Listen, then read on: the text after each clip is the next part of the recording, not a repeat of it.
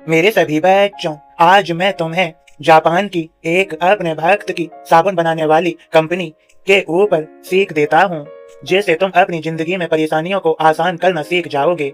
सुनो मेरे बच्चों, कंपनी से बाहर ज्यादातर खाली डिब्बे चले जाया करते थे, जिसमें कंपनी की गलती हुआ करती थी।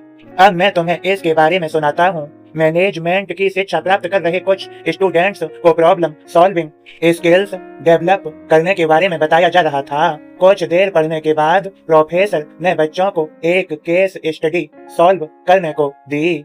मेरे बच्चों, जापान की एक साबुन बनाने वाली कंपनी अपनी क्वालिटी और वर्ल्ड क्लास प्रोसेसेज के लिए जानी जाती थी, पर आज उनके सामने एक अजीब समस्या आ खड़ी हुई। उन्हें कंप्लेंट मिली कि कस्टमर ने जब साबुन का डिब्बा खरीदा तो वो खाली था।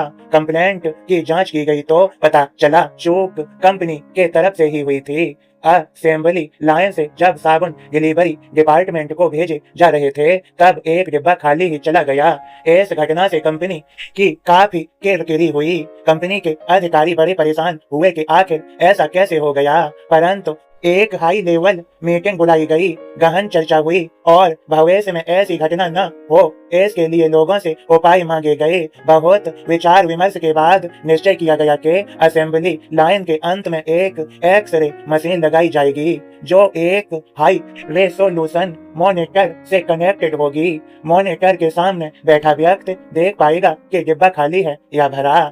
मेरे बच्चों, कुछ ही दिनों में ये सिस्टम इम्प्लीमेंट कर दिया गया, पर जब एक छोटी रैंक के कर्मचारी को इस समस्या का पता चला तो उसने इस समस्या का हल एक बड़े ही सस्ते और आसान तरीके से निकाल दिया। एक ऐसा तरीका जिसमें न लाखों की मशीन खरीदने का खर्च था और न ही किसी आदमी को रखने की जरूरत। मेरे बच्चे, सोचिए, अगर आपके सामने ये समस्या आती तो आप क्या करते? मेरे बच्चों, उस आदमी ने ये किया, उसने एक हाई पावर इलेक्ट्रिकल फैन खरीदा और असेंबली लाइन के सामने लगा दिया।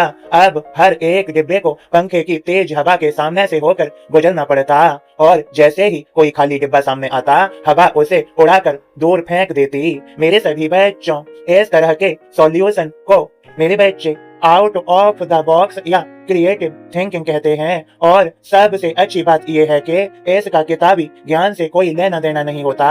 इसमें से हर एक व्यक्ति अपनी समस्याओं को सरल तरीकों से सुलझा सकता है, पर शायद मेरे बच्चों सबसे पहले दिमाग में आने वाले हल को ही पकड़ कर बैठ जाते हैं। आइए इस केस स्टडी से प्रेरणा लेते हुए तुम सभी अपनी समस्याओं के नए नए समाधान ढूंढो और इस जीवन को सरल बनाओ। खुश रहो मेरे बच्चों, श्रद्धा सबूरी बनाए रख के अपने सभी समाधान खोजो, तुम्हें अवश्य समाधान मिलेगा। मेरी कृपा भरा आशीर्वाद तुम्हें सभी को। इसे कम से कम 2 लोगों के पास शेयर जरूर करें। सबका मालिक एक।